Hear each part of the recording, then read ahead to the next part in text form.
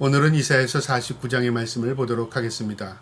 오늘도 이 말씀을 통해서 하나님이 저와 여러분에게 주시는 위로가 임하기를 축복합니다. 오늘 이 49장의 내용은 하나님께서 이스라엘 민족을 위로하시는 내용인데요. 이 말씀 가운데 하나님께서 오늘날 성도들에게도 주시는 크신 위로가 있습니다. 이 말씀을 통해서 발견할 수 있기를 축복합니다. 49장 1절에 섬들아 내게 들으라, 먼 곳 백성들아 귀를 기울일지어다. 여호와께서 태로부터 나를 부르셨고 내 어머니의 복중에서부터 내 이름을 기억하셨으며, 여기서 말하는 나를 누구를 의미하냐면요, 이스라엘 민족을 의미하는 게 아니라 바로 이스라엘을 구원하는 메시아 예수 그리스도를 의미하는 것입니다. 하나님께서 인류를 구원하기 위해서 이 땅에 예수 그리스도 메시아를 보내주셨는데요. 그 메시아를 보내주신 이유는 하나님이 택함 받은 백성을 구원하기 위한 것입니다. 그래서 하나님께서 만세전에 우리를 택하신 것처럼요, 우리를 택하시고 우리를 구원하기 위해서 예수 그리스도를 이 땅에 준비시켜서 보내주신 것입니다. 2절에요. 내 입은 날카로운 칼같이 만드시고 나를 그의 손 그늘에 숨기시며 나를 갈고 닦은 화살로 만드사 그의 화살통에 감추시고, 예수 그리스도의 말씀을 의미하는데요, 예리한 무기처럼 그 말씀이 전파됨을 통하여 우리의 심령과 골수를 쪼개고 우리의 자아를 발견하게 되고요, 우리의 죄악을 도려내게 되는 것입니다. 그래서 예수 그리스도께서 우리의 심령에 들어오면 우리의 죄악을 치료받을 수 있고요, 우리가 참된 하나님과 우리의 관계를 회복할 수 있는 것입니다. 3절에 내게 이르시되 너는 나의 종이요 내 영광이 내 속에 나타날 이스라엘이라 하였느니라. 예수 그리스도께서는 하나님의 종으로 메시아로 표현하는데요, 그 메시아께서 이 땅에 오셔서 이스라엘을 구원하는 일에 택하는 하나님께서 사용하시는 겁니다. 4절에 그러나 나는 말하기를 내가 헛되이 수고하였으며 무익하게 공연히 내 힘을 다하였다 하였도다. 참으로 나에 대한 판단이 여호와께 있고 나의 보응이 나의 하나님께 있느니라. 무슨 의미냐면 예수 그리스도께서 이 땅에 오셔서 아무 일도 하신 것 없는 것 같이 사람들이 보여진다 그 말이죠. 헛된 일, 허무한 일. 주님께서 이 땅에 오셔서 나라를 혁명으로 변화시킨 것도 아니고요, 말씀을 전파했습니다. 하늘나라의 복음을 전파해 주셨습니다. 그리고 그는 우리의 죄를 위하여 십자가 죽으셨습니다. 무익한 것 같고 헛된 것 같고 사람들이 보기에는 아무것도 아닌 것 같았어요. 그런데 이 모든 것이 하나님의 손에 있다 그 말입니다. 나에 대한 판단이 여호와에 있고 나의 보응이 나의 하나님께 있느니라. 예수 그리스도는 이 땅에 제물되기 위해서 오셨고요, 우리를 섬기기 위해서 십자가 지신 것입니다. 그리고 그분은 그 사역을 완성하신 것입니다. 이제 마지막 결론, 심판은 하나님의 손에 있는 것입니다. 보응은 하나님께 있다고 말합니다. 5절에요. 이제 여호와께서 말씀하시나니 그는 태부터 나를 그의 종으로 삼으신 이시요 야곱을 그에게 돌아오게 하시는 이시니 이스라엘이 그에게로 모이는도다. 그러므로 내가 여호와 보시기에 영화롭게 되었으며 나의 하나님은 나의 힘이 되셨도다. 하나님의 능력이 예수 그리스도를 통해서 나타나는데요, 모든 이스라엘 민족이 돌아오게 한답니다. 야곱을 그에게 돌아오게 한다. 그러니까 마지막 때가 되면 이스라엘 민족이 통회하고 회개하고 예수 그리스도에게 돌아옵니다. 그때 주님의 심판이 가까이 온 것입니다. 6절에요. 그가 이르시되 내가 나의 종이 되어 야곱의 지파들이 일으키며 이스라엘 중에 보좌된 자를 돌아오게 할 것은 매우 쉬운 일이라. 내가 또 너를 이방의 빛으로 삼아 나의 구원을 베풀어서 땅 끝까지 이르게 하리라. 예수 그리스도가 이 땅에 오셔서 그 하나님의 나라의 복음을 모든 열방이 듣게 하고 모든 열방이 하나님께 돌아오게 합니다. 그리고 그 모습을 본 이스라엘이 통회하고 다시 하나님께 돌아옵니다. 우리가 복음이 이스라엘의 땅에 전파되어서 예수 그리스도를 통해서 전파되었지만 이스라엘은 그것을 거부했습니다. 그리고 열방이 그것을 받아들였습니다. 이제 마지막 때는요, 열방이 그것을 받아들임을 통하여 이스라엘이 회개하는 계기가 되는 것입니다. 이게 성경적인 내용입니다. 7절에요.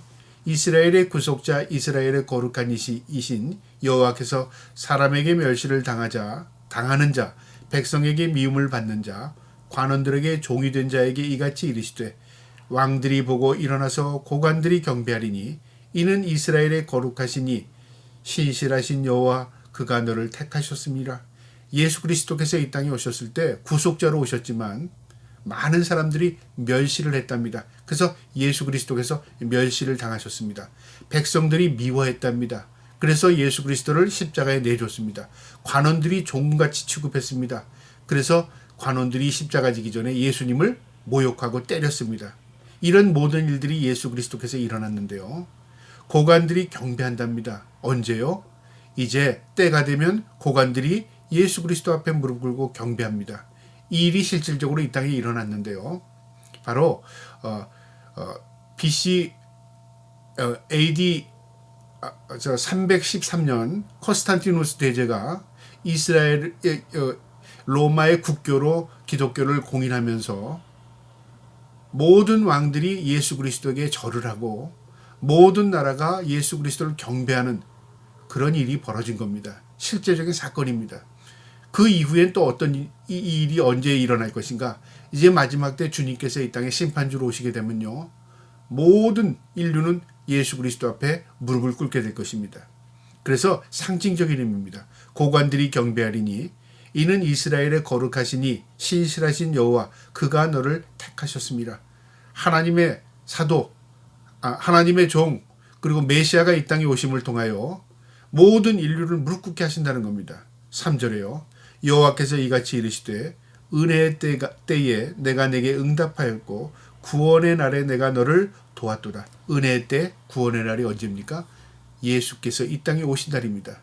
그래서 이제 마지막의 시작은요. 예수님께서 이 땅에 오심을 통하여 시작된 겁니다. 그리고 재림하시는 그 순간 이제 심판이 임하게 되는 것입니다. 그래서 우리가 초림과 재림의 사이에 은혜의 때에 살고 있는 것입니다. 그것이 지금 구원을 이루는 여정 과정에 있는 것입니다. 내가 너를 도왔도다. 내가 장차 너를 보하여 너를 백성의 언약으로 삼으며 나라를 일으켜 그들에게 그 황무하였던 땅을 기업으로 상속하게 하리라. 황무하게 된 땅, 이스라엘 땅을 의미하는데요. 이스라엘이 바벨론으로부터 침략을 당해서 이스라엘의 모든 땅이 황폐해졌습니다. 그리고 사람들은 포로로 끌려갔습니다. 마치 버려진 땅처럼 되어버린 겁니다. 그런데 그 땅이 회복이 되고 다시 하나님의 백성이 그것에 거주하게 되는 상속하는 일이 벌어진다 그 말이죠. 그래서 이 일은요. 바벨론이 멸망을 하고 고레스의 칙령을 통해서 이스라엘 민족의 고향에 회복되고 그리고 다시 수룹바벨 성전을 건축하게 됩니다. 이 일로 그들은 예수 그리스도께서 이 땅에 오실 것을 이제 간접적으로 증명하게 된 것입니다. 하나님의 말씀이 1.1획도 땅에 떨어짐 없이 그대로 진행되고 있는 것입니다. 9절에요. 내가 잡혀 있는 자에게 이르기를 나오라 하며 흑암에 있는 자에게 나타나라 하리라. 그들이 길에서 먹었고 모든 헐벗은 산에서 그들이 풀밭이 있은즉 여기서 잡혔던 자, 흑암에 있던 자들, 헐벗은 자들 이건 이스라엘을 의미합니다. 이스라엘 민족이 바벨론의 포로로 잡혀가서 잡혀있던 자들입니다.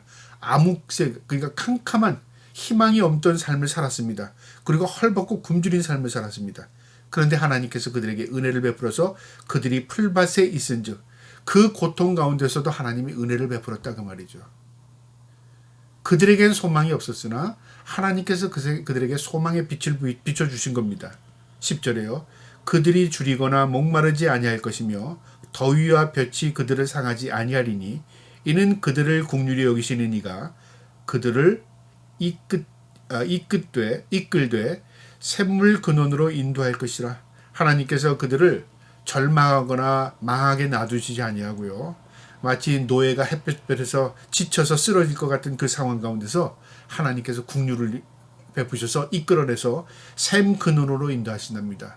은혜의 샘, 생명의 샘으로 그들을 이끌어 가실 것이다 그 말이죠. 전적인 하나님의 구원의 은혜입니다. 내가 나의 모든 산을 길로 삼고 나의 대로를 도드리니 여기 모든 산은요 장애물, 산이 막혔다 캄캄하다 그런 의미잖아요. 앞이 막힌 것입니다. 그런데 그것을 길을 삼는답니다. 대로를 만든답니다. 그냥 평탄한 길을 만들어서 그들을 이끌어내겠다 그 말이죠. 너희의 장애물을 하나님께서 제거해 주시겠다 그 말입니다. 12절에 어떤 사람은 먼 곳에서 어떤 사람은 북쪽과 서쪽에서 어떤 사람은 시딤 땅에서 오리라.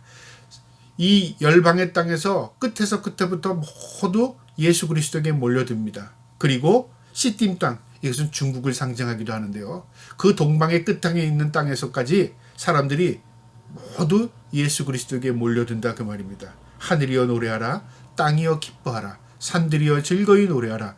여호와께서 그의 백성을 위로하셨은즉 그의 고난 당하는 자를 국률이 여기실 것임이라. 하나님께서 고난 가운데서도 그들을 버리시지 아니하고 하나님의 때, 은혜의 때에 하나님께서 그들을 구원하시겠다 그 말이죠. 우리가 이 땅에 사는 동안에 우리가 힘들고 지치고 고난 가운데 있지만 하나님께서 때가 되시면 하나님의 백성들을 구원해내는 것처럼요, 우리를 하나님의 그 위로의 손으로 구원해낼 줄 믿습니다. 14절에요. 오직 시온이 이르기를 여호와께서 나를 버리시며 주께서 나를 잊으셨다 하였거니와. 이스라엘 민족의 표현인데요. 그들이 노예 생활하면서 무슨 생각했냐면 이제 우리 끝났어. 하나님께서 우리를 버리셨어. 하나님이 우리를 모를 거야. 우리를 잊어버렸을 거야. 그렇게 생각했다 그 말이죠. 우리가 때로는 힘들고 고난 가운데 있을 때 하나님이 모르실 거야. 나는 이제 끝냈어. 내 믿음도 아무 의미 없어. 이렇게 절망할 때가 있지 않습니까? 그러나 그게 끝이 아니라 그 말이죠. 15절에 여인이 어찌 그 젖 먹는 자식을 잊겠으며 자기 태어난 아들을 국률이 여기지 않겠느냐. 그들은 혹시 잊을지라도 나는 너를 잊지 아니할 것이라. 하나님께서 마치 모성애처럼 어떤 부모가 자식을 잃어버리겠느냐 그 말이죠. 하나님은 그것보다 더 너희를 사랑하고 너희를 결코 잊지 않겠다 그 말이죠. 심지어는 사람이 그 자식을 잃어버릴지라도 잊을지라도 나는 결코 잊지 않겠다고 말씀하십니다. 16절에 내가 너를 내 손바닥에 새겼고 너는 성벽에 항상 내 앞에 있나니 너를 내 손바닥에 새겼다. 무슨 의미냐면요, 각인했다 그 말이죠. 여기에 보면 문신으로 새긴 것처럼 영원히 지워지지 않게, 그러니까 하나님이 너희를 잊지 않는다 그 말이죠. 그 다음에 성벽을 향해 내 앞에 있다. 그들이 무너진 성벽 앞에 너희가 절망 가운데 있지만 하나님께서 그거 다 보고 계신다 그 말이죠. 그러니까 하나님 아신다, 하나님 보신다 그 말은 무슨 말이냐면 다른 말로 말하면 하나님이 해결해 주신다, 하나님이 개입하신다 그 말이기도 합니다. 17절에요. 내 자녀들은 빨리 걸으며 너를 헐며 너를 황폐하게 하던 자들은 너를 떠나리라. 너희를 박해하고 고난 가운데 몰아냈던 이 바벨론 군대는 다 흩어져서 소멸될 것이고 너희는 빨리 걸어서 너희의 고향으로 돌아가게 될 것이다 그 말입니다. 이 일은 그대로 이루어졌습니다. 18절에요. 내 손을 들어 사방을 보라. 그들이 다 모여 내게 오느니라. 나 여호와가 이르노라. 내가 나의 삶으로 맹세하노니 내가 반드시 그 모든 무리를 장식처럼 몸에 차며 그것을 띠기를 신부처럼 할 것이라. 그들이 돌아와서요, 이제 어떤 모습으로 쓰게 되면 다 모여온답니다. 하나님 앞에 서서 마치 신부처럼 단장한답니다. 그래서 영적인 의미로 신랑을 예수 그리스도로 표현하고 신부를 하나님의 백성 교회로 표현합니다. 그래서 신부는 신랑을 맞이할 준비하는 것이죠. 무엇으로요? 신옷으로, 거룩함으로. 그래서 성도는 거룩함을 사는 것은 하나님의 백성임을 증명하는 것입니다. 우리가 지저분하게 살고 우리가 죄악 가운데 있으면 신부로서의 자격을 잃는 거죠. 그것은 결혼을 준비하는 신부의 모습이 아닌 겁니다. 마찬가지입니다. 우리가 거룩하게 사는 것은요, 천국을 소망하는 사람으로서 신랑 대신 예수 그리스도를 맞이할 준비하는 삶을 사는 것입니다. 이것이 마지막을 준비하는 성도의 모습인 것입니다. 19절에 이는 내 황폐하고 적막한 것들과 내 파멸을 당하였던 땅이 이제 주민이 많아 좁게 될 것이며 너를 삼켰던 자들이 멀리 떠날 것이라. 너희의 황폐했던 땅, 너희의 모든 망가졌던 그 땅이 이제 사람들이 몰려들어서 주민이 많아 좁아질 것이다. 상징적인 의미인데요. 그리고 너희를 괴롭혔던 이방인들, 바벨론들이 다 멀리 떠나게 될 것이다. 흩어질 것이다. 그 말입니다. 20절에요. 자식을 잃었을 때에 낳은 자녀가 후일에 내 귀에 말하기를 이곳이 내게 좁으니 넓어서 내가 거주하게 하라 하리니라. 무엇을 말하냐? 번성하는 의미인데요. 이방인들이 몰려들어서 오히려 이스라엘 민족보다 더 많은 이방인들이 하나님께로 나오게 된다 그 말이죠. 상징적인 의미입니다. 21절에 그때 내가 내 마음에 이르기를 누가 나를 위하여 아들을 낳는고 나는 자녀를 잃고 외로워졌으며 사로잡혀 유리하였거늘 이들을 누가 양육하였는고 나는 홀로 남았거늘 이들은 어디서 생겼는고 하리라. 이스라엘 민족이 놀란다 그 말이죠. 우리는 자녀 난 적도 없는데 어떻게 사람들이 이렇게 많고 내 자식이 이렇게 많고 영적인 하나님의 자녀가 이렇게 많아졌지 놀란다 그 말이죠. 누가 하셨습니까? 하나님께서 그 이스라엘이 고난 가운데 절망 가운데 내버려 두지 않고 때가 되면 메시아를 보내주셨고요. 이스라엘 민족은 메시아를 거부했지만 오히려 이방인들은 이 메시아를 예수 그리스도 구주로 받아들인 겁니다.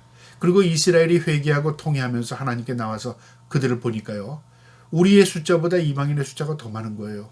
이게 어떻게 된 거야? 그들이 놀라게 될 것이다 그 말입니다. 22절에요. 주 여호와가 이같이 이르노라. 내가 문 나라를 향하여 나의 손을 들고 민족들을 향하여 나의 기치를 세울 것이라. 그들이 내 아들들을 품에 안고 내 딸들을 어깨에 메고 올 것이라. 놀라운 장면인데요. 마치 모두가 흩어졌던 백성들이 다 하나님께서 불러 모으는 것처럼요. 하나님께서 표대가 되어서 모든 열방들을 다 택함 받은 백성들을 불러 모으는데요.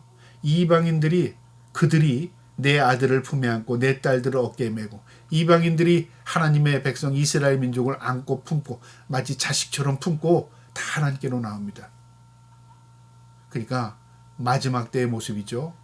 이스라엘 민족을 열방이 품습니다. 그리고 이스라엘이 하나님께 돌아올 수 있도록 모든 힘을 제공해 줍니다. 그리고 그들을 품어 안아 하나님께로 인도합니다.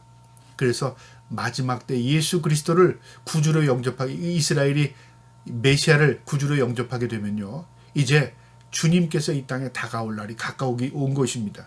23절에요. 왕들은 내 양부가 되며 왕비들은 내 유모가 될 것이며 그들이 얼굴을 땅에 대고 내게 절하고 내 발이 티끌을 핥을 것이니 내가 나를 여호와인 줄 알리라. 나를 바라는 자는 수치를 당하지 아니하리라. 이 말은 콘스탄틴 대제가 기독교를 공인한 이 AD 313년에 그대로 이루어졌고 모든 왕비, 모든 왕이 다 예수 그리스도의 발 앞에 무릎을 꿇게 된 겁니다. 그리고 마지막 때 예수님께서 심판주로 이 땅에 오셨을 때 모든 인류를 주님 앞에 무릎을 꿇게 될 것입니다. 24절에요. 용사가 빼앗은 것은 어떻게 도로 빼앗으며 승리자에게 사로잡힌 자를 어떻게 건져낼 수 있느냐. 용사, 승리자, 바벨론을 의미한 거죠. 사람들이 상상하지 못한 일이 이루어졌다 그 말이죠. 군사력이 일어나 모든 면에 바벨론이 최강의 나라였는데 그 용사 같은 그 승리자 같은 그 나라에게 어떻게 빼앗을 수 있느냐. 힘도 없는데 하나님이 하셨다 그 말이죠. 하나님의 역사가 이스라엘 민족을 구원했다 그 말입니다. 25절에 여호와가 이같이 말하노라. 용사의 포로도 빼앗을 것이요 두려운 자의 빼앗은 것도 건져낼 것이니 이는 내가 너를 대적하는 자를 대적하고 내 자녀를 내가 구원할 것입니다. 하나님께서 이스라엘 민족을 자녀라고 말합니다. 그래서 우리는 하나님을 아버지라고 말합니다.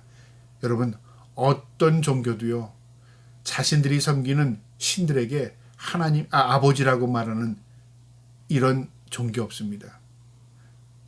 기독교 우리 하나님을 섬기는 하나님의 백성들은 하나님을요 아버지라고 말합니다. 하나님 아버지.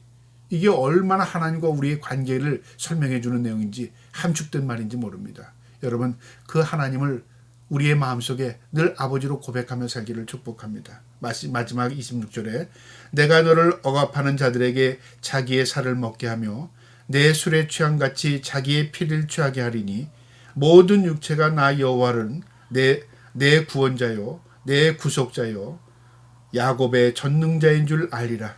모든 열방이 이 고백을 하게 될 것이다 그 말이죠. 여기 보면 자기들에게 자기의 살을 먹게 하며 제 술에 취함같이 자기의 피를 마시게 한다. 바벨론을 상징하는데요. 바벨론이 결국 자기 살을 자기가 먹어요. 자기 피를 자기가 취해요. 이거는 스스로 괴멸한다, 멸망한다 그 말이죠. 이 바벨론이 망하기 전에 일어났던 여러 가지 내란적인 요소들이 많았습니다. 그래서 나라가 망하는 요소 가운데 하나는요. 내란이 일어나고 분열이 되고요. 서로가 서로 물고 뜯고 싸우는 겁니다. 이것은 망할 징조입니다.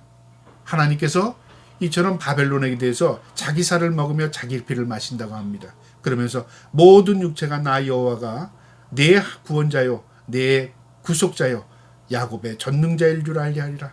하나님만이 구원자시고 하나님만이 우리를 구속하셨고 그분은 전지전능하신 분이시다. 모든 열방이 말하게 될 것이다 그 말이죠. 여러분 그 하나님이 저와 여러분의 아버지임을 인정하시고 믿고 늘 오늘 하루도 주님 의지하며 살아갈 수 있기를 주님의 이름으로 축복합니다. 아멘.